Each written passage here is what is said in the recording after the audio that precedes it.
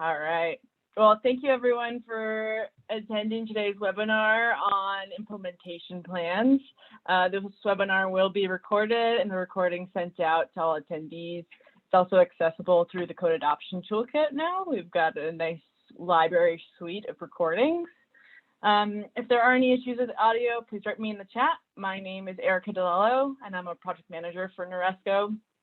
This series is sponsored by the Colorado Energy Office with training materials created by Shams Koda Associates.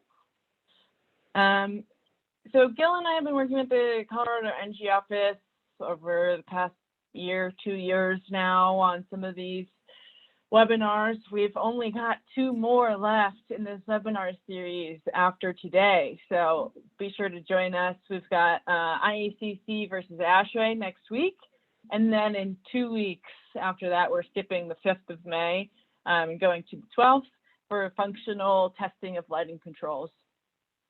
So there is also the opportunity to request a personalized training, or if your jurisdiction is going through code adoption and looking at maybe adopting the 2018 or even the 2021, we're here to help.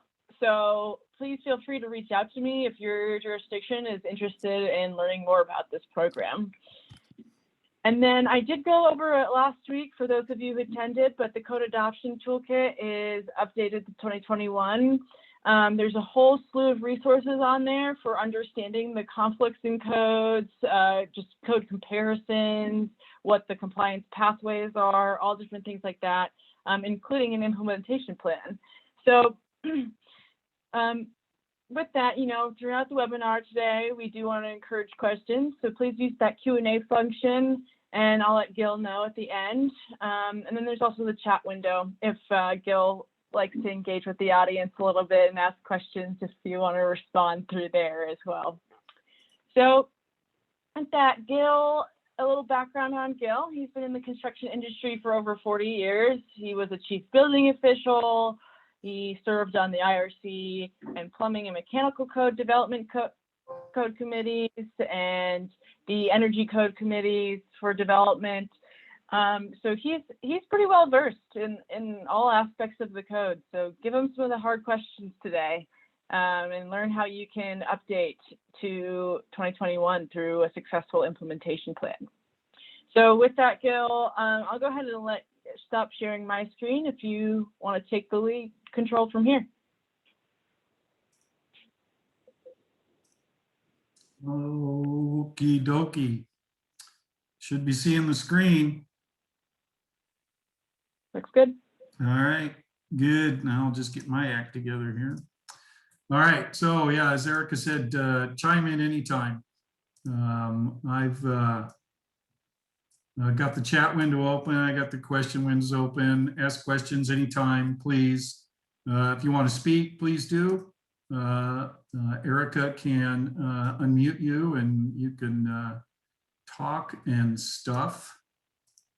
And so I'm just getting all the windows open here so I can see what's going on. So I've put a bunch of stinking slides together. I mean, you guys, most of you know me, and I've probably said this to many of you as code adoption type stuff, and how you can find implementation for not only energy, but kind of any of the codes that you're doing, right? And I can tell you how I did it and the issues I've run into. But I think what I really like to hear today, rather than me just blathering, and I've got an hour's worth of stuff to talk about, there's no doubt. I want to hear what you're having issues with. I want to know where you're at and what your next steps are, or maybe the path you took to get there. So with that, I'll get started, but chime in. But now's the time. You got me here, and I'm sequestered in the fact that you've got my attention. All right. So yeah. So you want to start out with this whole all or nothing thing, and it's just not. Okay. It's just not. Just like any code that we adopt. I mean, if you're going to the 2021, there's all kinds of stuff that's in there that's new, and things that have been in there forever, and you haven't done anything about. And so I think that for me, I was more of, let's start on stuff that we've had in the code for a very long time, several code cycles, decades in the making and been in there, and we've never found compliance with it. That's where I started. And it was fun. It was good stuff. It was a lot of fun. We had a good time because we all learned. We all learned along the way. And I think that's the other key is that when we first started, and that was in 2003, and big time 2004. So that's been, gosh, pushing 2 decades, huh? Just think of where you were construction-wise in 2004. Yeah. Yeah, guys weren't even putting on weather resistant barriers in the Front Range. They didn't know what that was. Flashing didn't even exist. Yeah. Yeah. So that the idea is that we don't want to panic, and we don't have to do everything all at the same time and all at once, because not only do your staff not have a clue, neither do designers or the builders. And there's nothing wrong with that. It's all new. It's all things that maybe have been in the code, didn't really understand what that meant. But now we're coming to a more fuller understanding of exactly what it means and the consequences thereof to provide ourselves a decent building. And this is, commercial or residential works both the same way, whether it's energy or means of egress or whatever it is. Energy seems to be the biggie though, right? The least understood.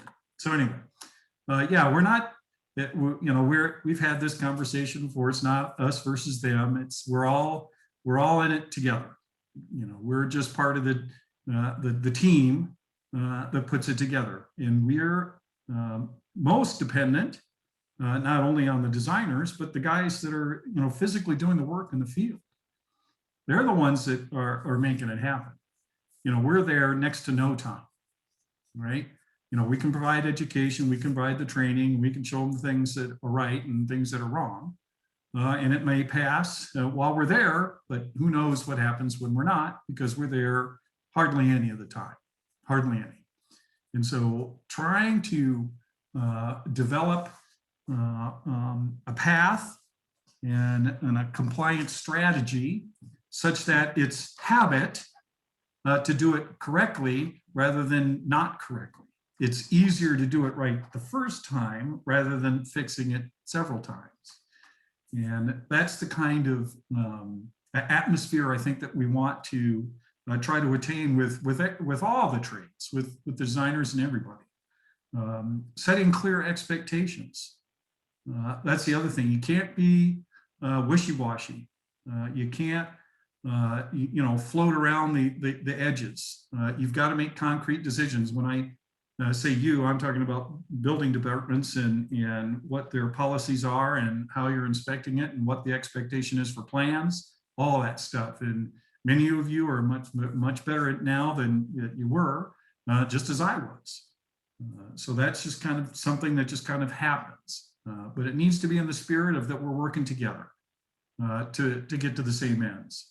Because we all own homes, we all work in buildings, and we all want them to perform. We all want them to be safe and healthy and comfortable and all that wonderful stuff. And that's what we hope to aim for.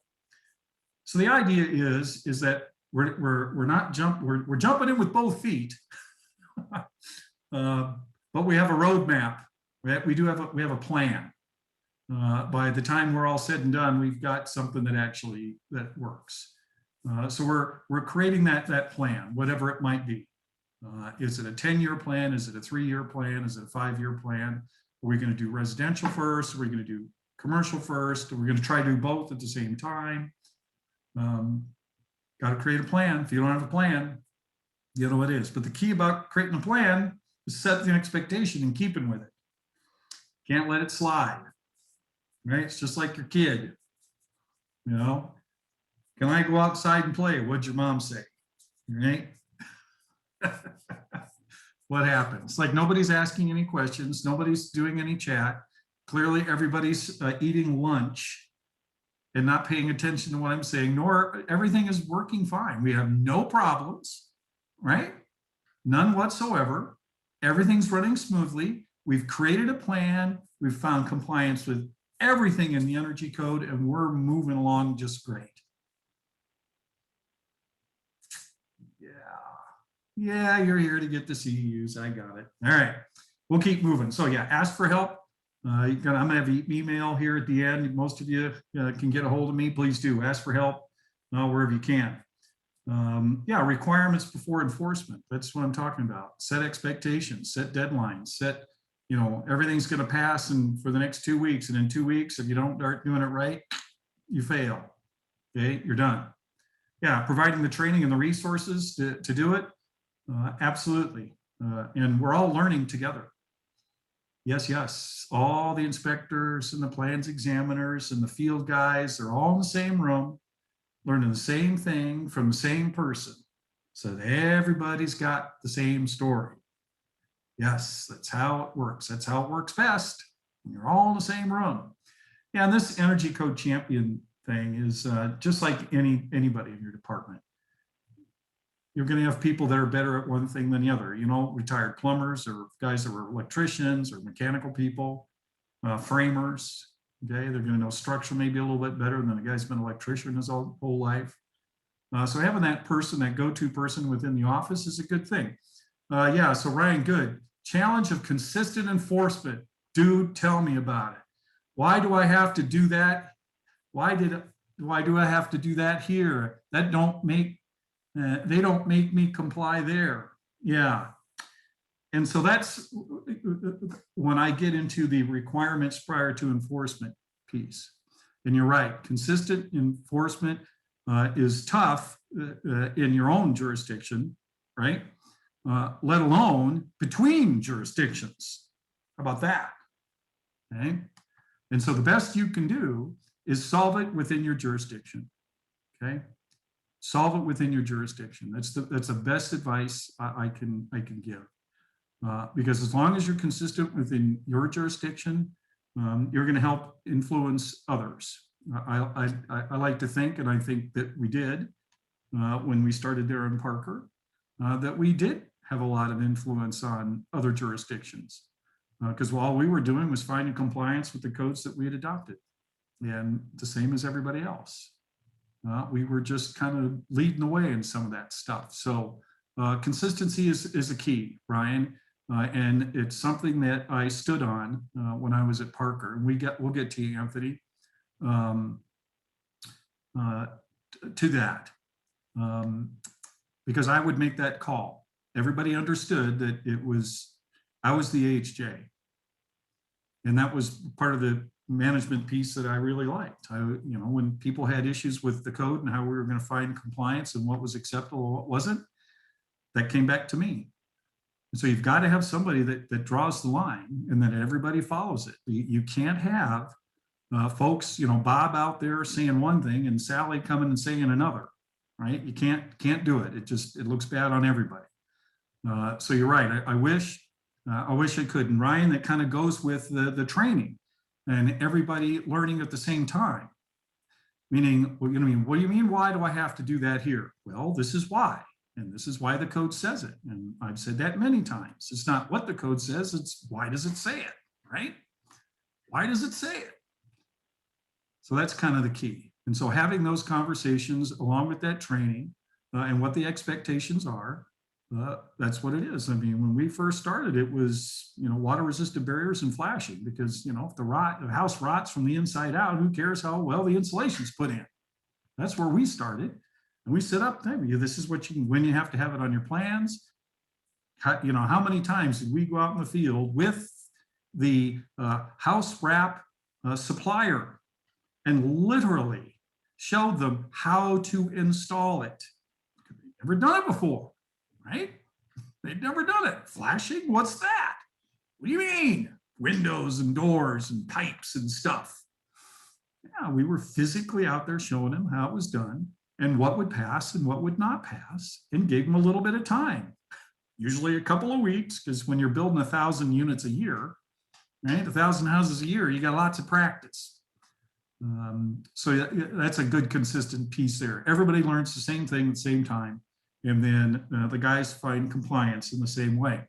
So Anthony's like, what might be the cost jumps from the 2009 to the 21? for national builders, maybe percent-wise. Well, I think we've got some documents there in that Colorado, or Erica, on that website that she was showing for the Colorado Energy.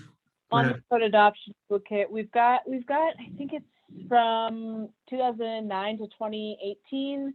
Right. The NRL or PNNL hasn't released the reports for 2021 IECC Right. yet. So we only really have up to 2018 at the moment, but definitely check out the code adoption toolkit for those cost impacts. Right.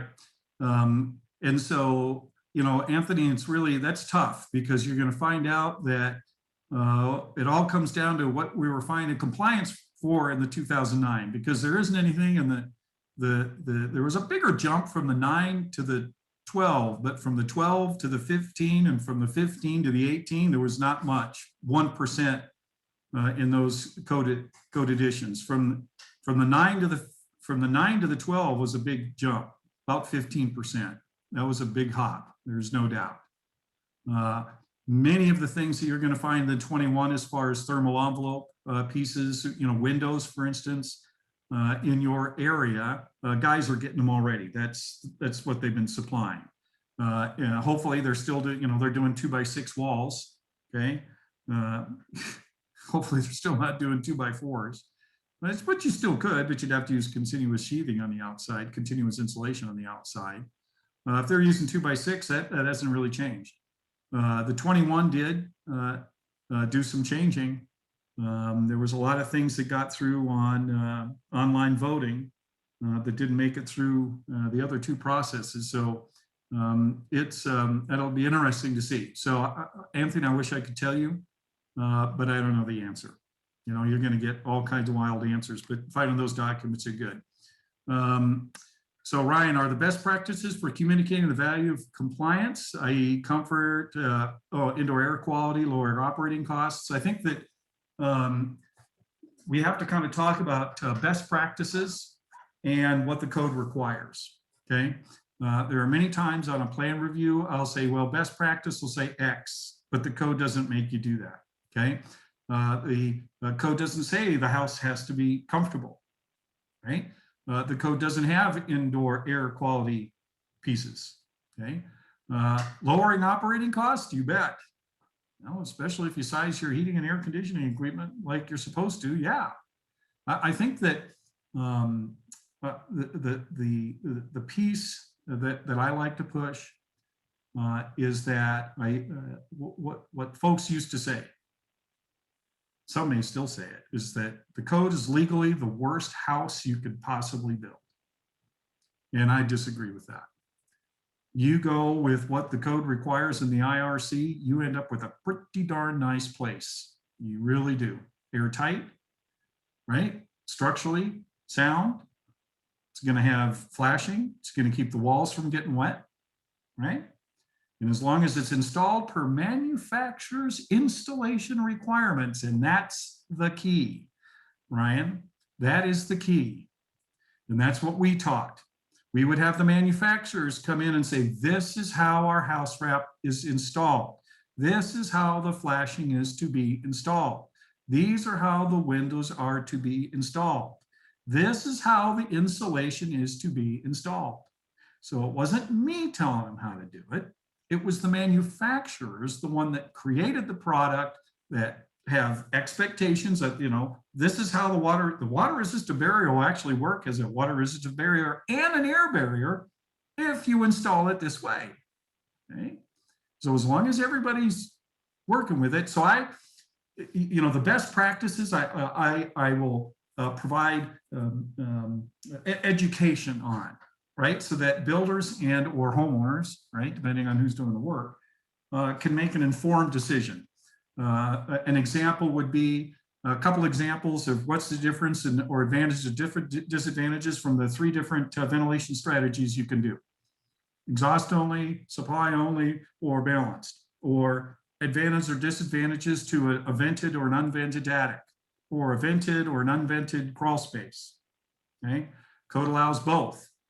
Okay, And some people consider one or the other a best practice. So I think you need to stay away from that terminology and stick with more of the this is what the code requires and why it does, and why manufacturer's installation is so important.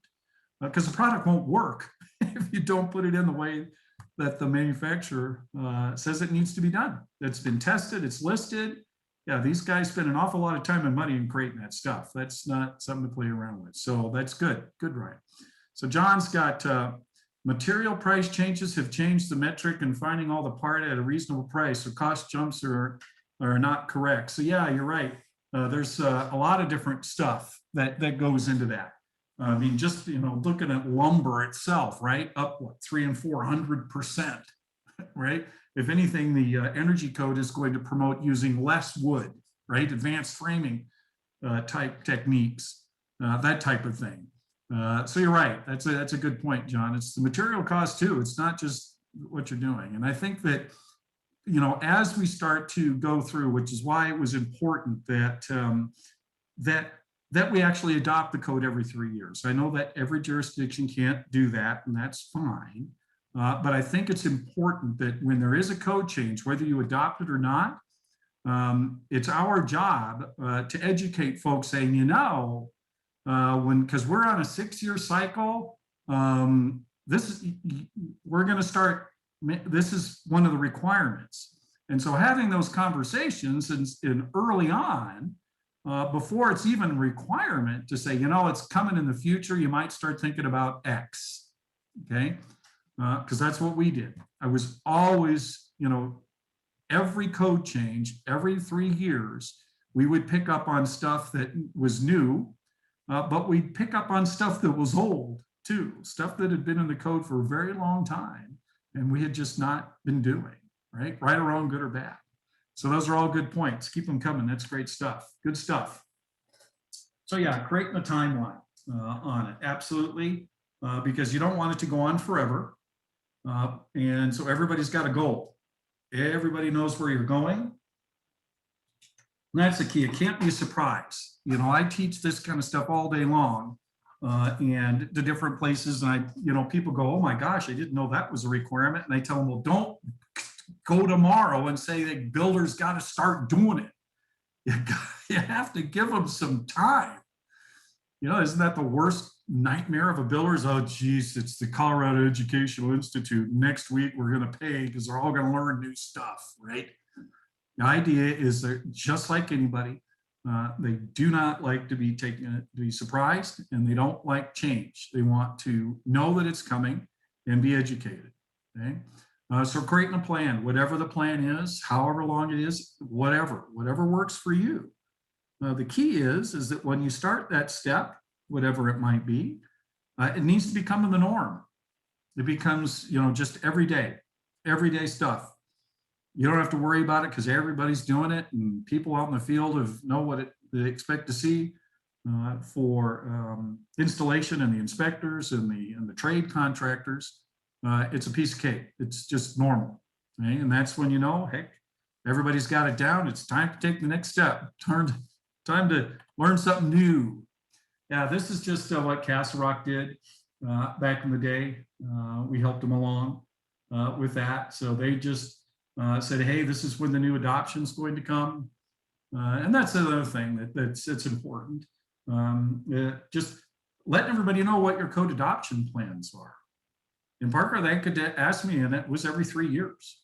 Every 3 years we'd do it. So I could tell them, when am I going to adopt the 2024 or the 2021? Well, be January 1st, 2022. Now, whether or not they're still doing that, I don't know, but that would have been my answer.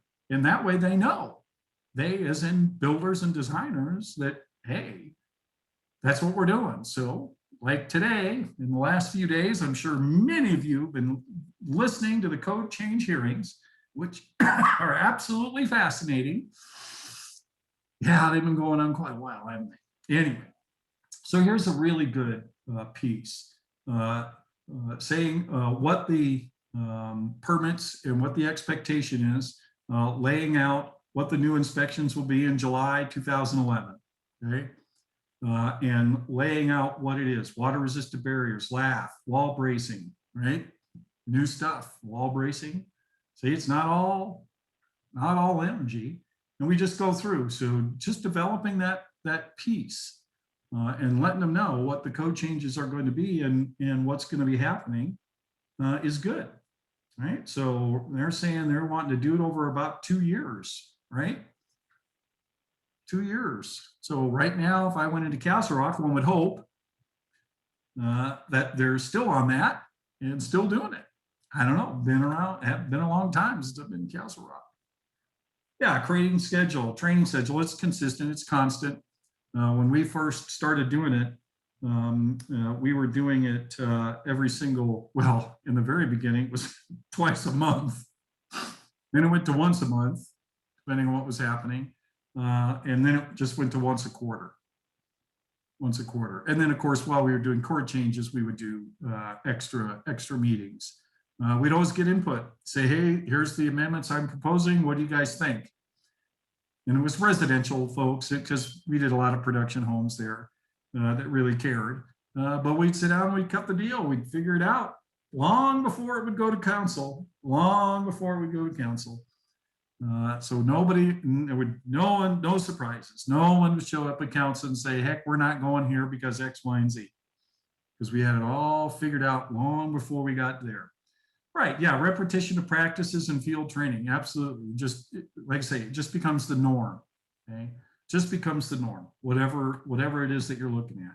Yeah, and that's the old energy code champion thing. It is that.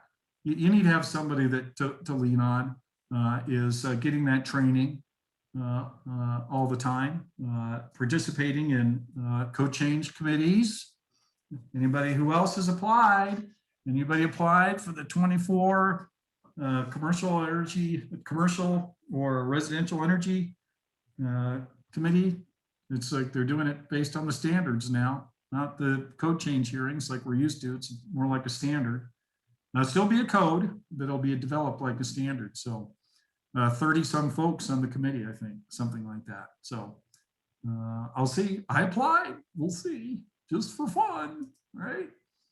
Yeah, what can energy champion? Well, any possible amendments, staff training, and if you want amendments to your 21, I have a few. They may not be very popular, but I have some. If you want to hear them, send me an email. I'll send you a few thoughts. Yeah, it's, during the staff training, any council meetings, when they come to, council, it's just like we had the question, how much is that going to cost us? I think that because if you have maintained everybody keeping up to speed, okay, the jumps aren't so bad. Right? They really aren't, because you're in constant communication with these guys. They already know what's coming. So it's not this huge surprise, okay? And Anthony, I'm not sure where you're at. If you're going from the 9 to the 21, and you guys have got any kind of production builders at all, they're already there. They're already way past the 09, because that's what they have to do most other places. They're already there. We just had a jurisdiction that went from the 6 to the 18, the 06 to the 18. And they're finding that a lot of folks around that area, they're already there. They're already there, and Erica's provided a little training for them down there. So I mean, it's not horrible. And they're going through the same thing I'm telling you right now. Little steps. Here's how it's done. Don't panic. I'm going to get you on this, straight and narrow without, tipping the barrel over, right? Yeah, and ask for help. There's all kinds of stuff. Energy stuff now there's so many jurisdictions doing it now, doing a great job. And ask them what they've had issues with. Ask them how are you guys dealing with it, and consistency, and all of that stuff. It's not just down south anymore. It's all over. Yeah, you got SWEEP, Colorado Energy Office, all kind of chapter members. Absolutely, Colorado chapter got a lot of great educators. Still there. I'm still part of the chapter. Just happened to be in Minnesota. I might get back there this year, maybe. We'll see. Yeah, monthly energy or related topics, real world type applications. Like I said, we just had manufacturers do it. Absolutely, positively, it was manufacturers. So because they, I don't know how to do blown in bat or any of that stuff, or what's required or how it's done. But they do because they're the ones that are installing it. So yeah, walking around the houses themselves, right? Who should attend? Yeah, it's going to be everybody. Anybody that has anything to do with it. And I always made them. I made them mandatory. I said you got to be here. You don't have a choice. So here's the day. Figure it out. The superintendents or the trainees or whoever it is you got, the trade contractors. And all my people were there, all the folks, planners, or the plans examiners and the field inspectors, absolutely. You're not spending the entire day. You'd spend about 90 minutes or so, hour and a half. Didn't kill anybody. And you were able to set expectations. You were able to say, hey, here it is. This is what we're going to start doing. And in a couple of weeks, if you don't do it, you're going to fail. It's really that simple, really. Yeah, taken to the field as many field. I mean, how many field trips do we have? Lots and lots of field trips on exactly how it's to be done and what is or isn't correct.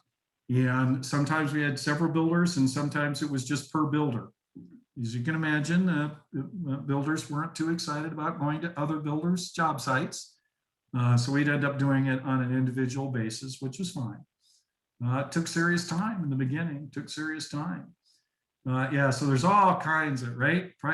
Requirements prior to enforcement. Or why am I providing this if it's not getting enforced yet? I'm not finding compliance with it. Yeah, com checks, res checks, manual J's, all that kind of stuff. Yeah, oh my gosh. Yeah.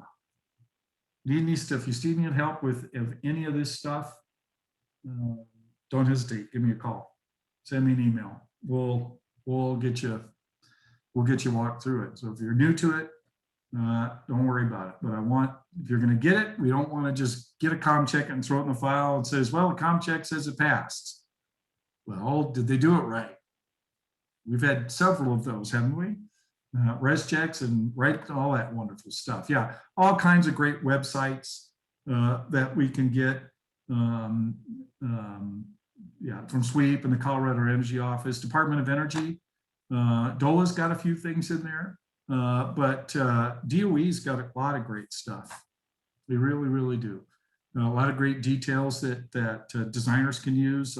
So some of them have actually got CAD details that go with it. So another great place to get stuff. So yeah, this is just, you've heard the Parker story. We started way back. Yeah, so most of you know, when I first got there in 2003, because I was in Parker from what was it, 94? Started there in 94 and left in 2001. So in 2001, I went to work for a fairly large production home builder and helped them get into the energy efficiency duct design world. I learned a lot there. It was an awesome experience. But then came to Parker and found out they'd adopted the 2000 energy code. So they're still in the 97 uniform codes, but they'd adopted the 2000 IECC. That was the first, right, International Energy Conservation Code. Well, there was a 98, but it was really the first packet, right, that came out. So we jumped. So when I got there, I was very excited to know that they adopted this code.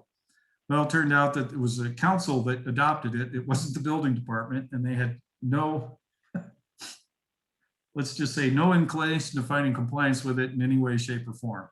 These are the same guys I'd worked with for, gosh, long time, right? 7, 8 years. So when I got there, they hadn't even opened up the book. Literally, when I said, go get the book, what are you finding compliance with? They said, what do you mean? I said, well, grab the book, and it was still in the cellophane.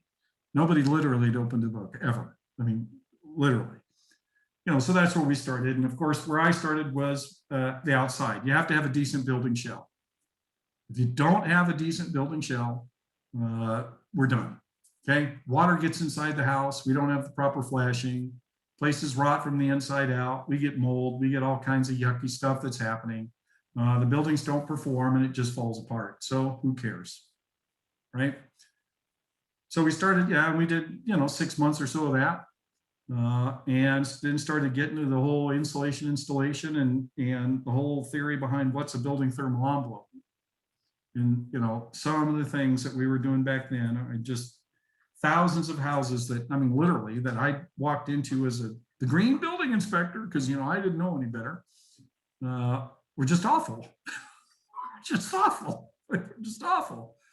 But we got better, we learned, so yeah, thermal envelope. And then I gave him a year. To get it figured out for JS&D, and boy, was that a wonderful experience. Okay, was some real brain damage? Oh yeah. You don't know how many boxes did I unwrap, and they had never used a duct tightness tester before or a digital manometer before. These poor HVAC guys, and bless their hearts, and I've told you this before, you really have to find, you have to be empathetic, okay? Especially for those that have never done it. And I'm running into people, it seems amazing to me still, as long as I've been preaching about it, that people and HVAC guys especially, have been doing it the same way forever. And then I tell them to do a design and they don't know how to do it, or they try to test places that they've done and realizes that what they've always done doesn't work. And that's what happened back in 2004. When I had all the production home builders, I had the vice presidents of construction there, all of them. Richmond, I think it was US Home back then. Plenty of them. Pulte, all right, the biggies. And they were like, what do you mean? Well, all that stuff has been in the code even in 2004, long time. And they were like, okay, and you got a year to figure it out. And nobody wanted to do it. And duct design was one of them, because the HVA guys, they knew how to design ducts. They didn't have to be told. I said, that was fine. We don't have to do duct design. I'm good with that, because who was I? I was just the building official that hadn't set a furnace his entire life. So who am I to tell him how to do ducts? You know how to do ducts? I'm good. So just give me a heat gain and heat loss calc. Let's start somewhere. CFM rooms. What do you think? We get that? Yeah, we can do that. Okay, good. I said, but I want you to test everything at rough. I want room-to-room flows. I want static pressures. It's what I want. I want to see it. I want to see it at rough. And I want to do a duct tightness test at rough too. What do you think? Oh, we can do that. Not a problem. Okay, good. Off they went. So what was the first thing they did when I said, if you can hire a guy like Robbie or a company to come in and do your ducts if you wish, or you can buy your own equipment. Buy your own equipment and test it yourself. I'll believe you. You tell me. So what was happening? What'd they do? What was the first thing they did? Because these guys have been doing it. They're maybe second generation HVAC folks. They're not idiots. They've been doing it all their life. Their dad has. So what they do? They went out the equipment and they said, we're going to show that building official guy. We're going to go out and test the house we just built. And what they find? The houses sucked. Literally. 50% duct loss was pretty tip. That was when the realization, and that's what I say, you got to be empathetic. You got to know that what they're going through. You got to, right? So take something you've been doing your entire life, and you have somebody says, what you've been doing is just doesn't work and never has. Yeah, and then proving it to yourself, and then accepting it and moving on. That's a big deal. And so that's what a lot of these guys are going through. I'm dealing with a guy right now in a great, big, brand new, fairly large home, still in planning, it's still in the planning. I mean, we haven't built anything yet, but the heating and air conditioning guy is clueless, absolutely clueless. He has no idea what he's doing. He's been doing it his entire life. He's been doing it for this builder for a very long time. And the stuff that I saw is like, he's never designed a system in his entire life. And he has no clue how to work the software. And it's sad because these are multi-million-dollar homes. And you got guys like that are still doing it. I'm amazed. Well, he'll be converted. He'll come over anyway. So as our process goes, I started doing ratings, blower door tests for him. I bought everybody a couple of blower door tests and just used it as wonderful training for everybody, realizing that their houses were actually really good. We'd come that far. We hadn't even gotten to air barriers or any of that kind of stuff yet. Most of them, in fact, if they'd gotten the right appliances, most of them would have been an Energy Star house. And the builders had no clue that they were that close. I knew. I'd been doing it for 2 years. I knew exactly what the results were going to be, but we're all learning, right? Yeah, and then we went into the 2006 and got air barrier details and mechanical rooms. We started doing the whole mechanical ventilation thing. Yeah, really started the piece of outside air, and things were getting very tight. Yeah, it was part of Gil's evil master plan to get in ventilation. And finally, of course, it became whole house ventilation becomes quite normal, and we're all doing it now. We just started doing it a little bit earlier because it was coming. I mean, this is how I did it. I knew it was coming, right? Because I participate in this stuff. It says, why don't we just start doing it now? Yeah, baby steps and energy code champion and getting everybody up to speed. I was partners there for a while, not anymore. You got others there that have taken that over, but that's good. So that's just what we did, right? Yeah, take your time. Yeah.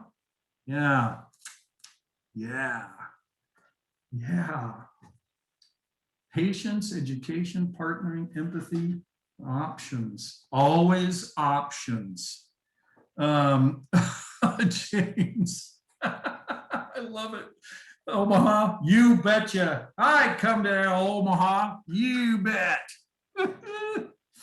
Oh my goodness sakes. It's fascinating. I just did a plan review. I keep telling people I'll be teaching the same thing until I retire, my entire career. And it'll be the same thing. Nothing earth-shattering, nothing new, just how it does so it works, right? Did a review for a state that you would think was, I don't know what the word is, way advanced on energy and everything, and did a plan review and looked at their duct design and was like, well, this doesn't work. And they didn't take too kindly to me making that comment because they don't find compliance with that there in that particular state. I'm like, what? I was blown away. And I'm to this day, it's just like, that is unbelievable because you got an entire state that nothing works, especially with what they're showing. Well, this is what we always do. Well, then you know it doesn't work. Anyway, yeah, James, we'll figure it out. If your building officials help, send me an email. We'll stir it up. That's what I told the jurisdiction there in that particular state. But yeah. Oh well, yeah. But yeah, almost just to strike out the blower door test. Well, that's fine. No, I got it. There are a lot of jurisdictions that do just that, doing plan reviews in yet another state where they're taking steps, okay, Even though they're on the 2018, they've amended a lot of things back, energy efficiency wise, back to the 2012. And there just isn't a lot of difference between the 12 and the 18, you know. But blower doors was one of them. And they're giving them a year to get used to it. But just to let you know, James, as long as they don't get rid of the air barrier installation table, so the air barrier installation and air barrier table out of there, as long as you're finding compliance with that, you'd be amazed at how tight houses are. And that's probably one of the bigger pieces for inspectors and builders themselves, is to recognize what is the building thermal envelope, number one, and making certain that we've had the space to insulate it and, build tight and suffocate, right? Build tight, ventilate right. That's how it's done, right? Yes, nice, very nice. Yeah, that's another concept. You know, I mean, I think that's right, James. I mean, you say that in jest, and I know, and I say it too. But it does get kind of confusing when you say, yeah, you need to build a house really tight, and now you have to bring in air. What do you think I am, stupid? Really? Make it really tight, and now you want me to bring in air? Well, yeah, because otherwise you won't be able to breathe. I mean, like I say, that's what they struck out, yeah, outside air. Yeah, that's unfortunate, because I think that making it tight and providing that ventilation is key. Because one of the builders, when I first started down this road, one of the builders came in to me and requested a meeting and said, we tried this and we had horrible moisture issues. And I said, yes, I understand that. And so what ventilation did you provide? And they said, what ventilation? And I said, there's a problem. Okay. They're going to have issues with that. That's unfortunate, James, and they're going to make things tight. In Omaha, I'm sure it's really dry, no moisture there at all. I'm sure it's not humid in Omaha at all. Yeah, that's a mistake. I think that's a mistake. Anyway, yeah, patience. Yeah, Parker, we got that sweep. Lots of places have got that. Now we just were one of the first and one of the leaders, but not that others haven't done it. That's for sure. Yeah, big brother. Yeah, good old, yeah, there's good old Parker. But yeah, how we do it seminars. That's awesome. It's just great fun stuff. You know, Robbie the Raider and folks there, and Jim Myers and all kinds of wonderful people just saying, hey, this is what it looks like, and this is why. I mean, that was the key when we did those things with Robbie and blower doors. They were just amazed at how much air was coming in that place, and they thought they were building it tight, and they just weren't. So it's nice. It's good that, yeah, thermal envelope, dividing it on the plans, right? Water resistant barriers, flashing, all that stuff, making sure that it's all done correctly. Vapor retarders. That's a whole nother conversation about what type you're using. You're using a smart vapor retarder like a class 2, or using a piece of plastic like class 1, using a class 3 vapor retarder. And that's one thing in the 21 code. They're actually getting more intense about what that physical barrier needs to be, that quote ventilated siding, where you're using a class vapor retarder. It's a 1/4 inch space. It's a physical space that you have to have. You guys in Colorado there in that dry climates will get to figure out if that works for you or not. But yeah, where it goes, insulation R values, you bet.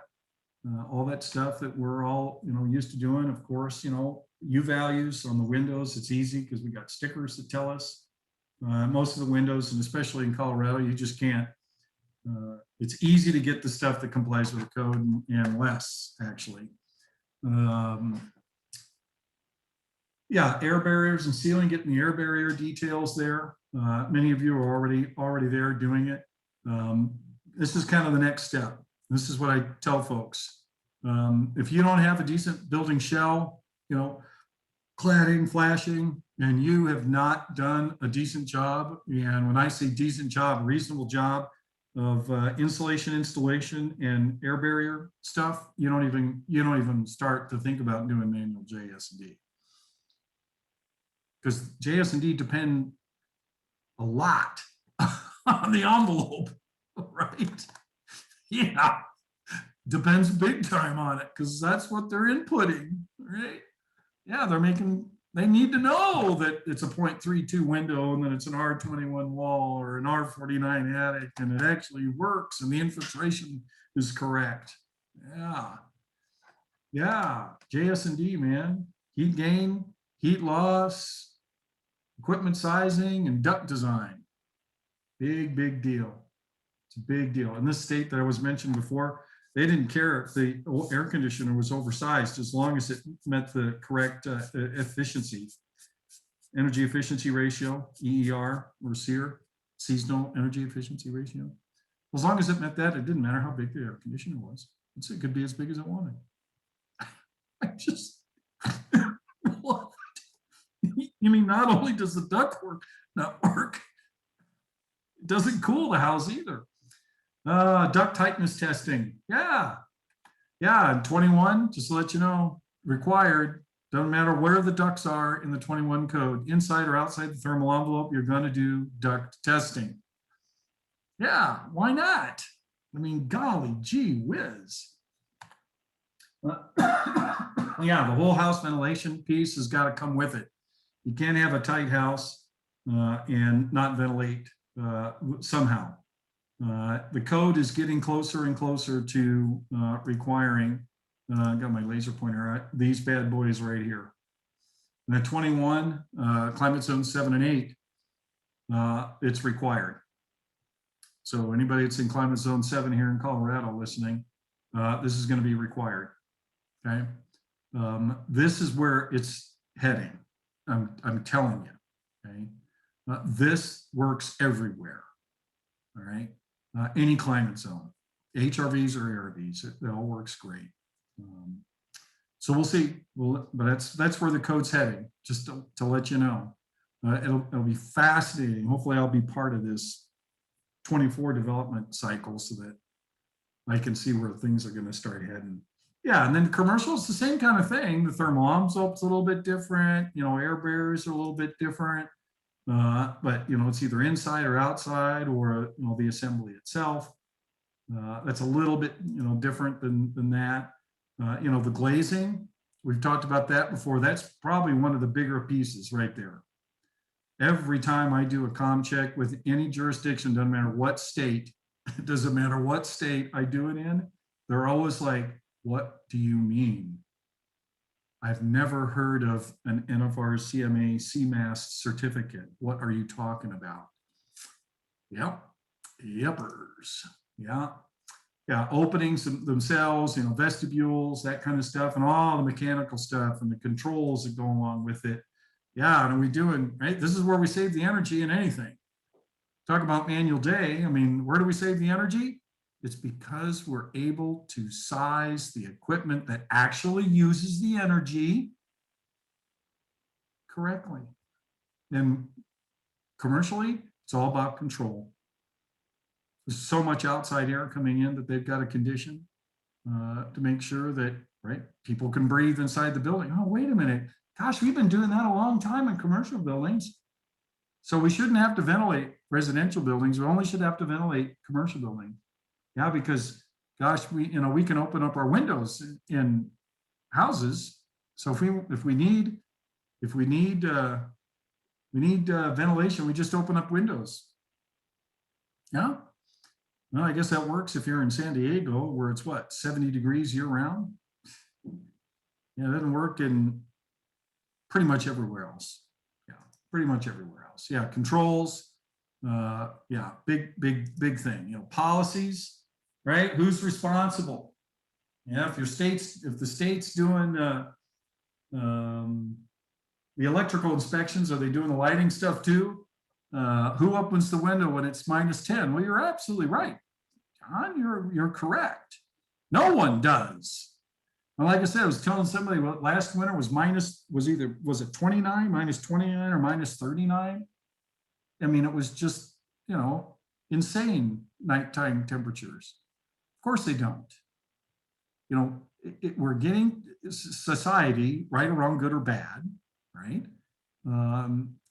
Is getting to a point where when I was a kid, man, we'd had the screens on the door. We'd open up the screen doors and stuff. We didn't have central air conditioning, couldn't afford it. Well, now that's kind of becoming the norm, is it not? Every house has got air conditioning and a heating system, and they don't ever open up their windows. Yeah. So we've got to have something going on in there, or we're going to create a really bad environment. Really, really bad environment. Yeah. So yeah, just the last couple slides, right? Patience, right? Don't get in a hurry. Make sure that everybody's comfortable with whatever's going on before you take the next step, right? Education all the time for everybody, right? You, the builder, the designer, everybody's after the same results, right? Yeah. And this is not simple for you or the builder or the designer. It's not simple for anybody. It's all a learning process. And if we learn together, believe me, it's so much better. Yeah, options. Code provides, it's nothing but options. Let the designer, the owner, make the choices. When I say the designer, I mean the designer. It's got to be on the plans. Got to be on the plans. Absolutely, positively. Well, that's me. So anytime, send me an email. Send me an email. And oh my gosh, that's actually that's my cell phone there. Believe it or not, you can use that too. Give me a call. Whatever you want to talk about. Makes no difference. And now's the time. We got a couple of minutes here. Questions, answers, statements. We're good. We're bad. Answers. Answers are always good. Yeah. Yeah, so if anyone wants to raise their hand, I can go ahead and unmute you, or you can write in the Q&A function, and we can get those questions answered. Gil and I will stay on for a couple more minutes in case there are any questions. But thank you, Gil, for the presentation today, and thank you for everyone for attending.